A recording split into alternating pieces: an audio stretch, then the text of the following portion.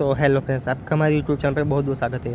तो दोस्तों, आज मैं आपको दिखाऊंगा कि हम अपने यूट्यूब के वीडियोस के लिए थंबनेल कैसे बना सकते हैं, वो भी अपने फ़ोन से। तो दोस्तों, अगर आपको भी जाना है तो हमारे वीडियो को पूरा देखें। तो दोस्तों, मैं विशाल देख रहा हूँ यूट्यूब चैनल टेकी विशाल।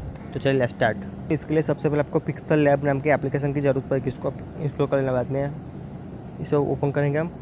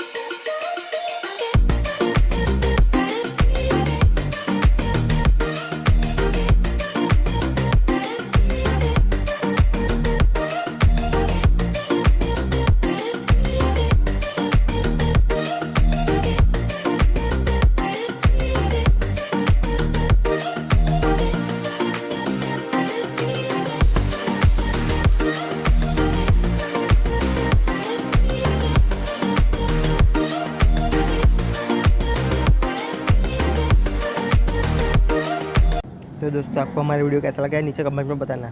अगर आपको ये वीडियो अच्छा लगा तो लाइक कीजिए और इसे अपने फ्रेंड्स के साथ शेयर कीजिए। और अगर इस चैनल पर नए हैं तो इस चैनल को सब्सक्राइब जरूर करना। तब तक मिलते हैं अगले वीडियो में। तब तक के लिए धन्यवाद।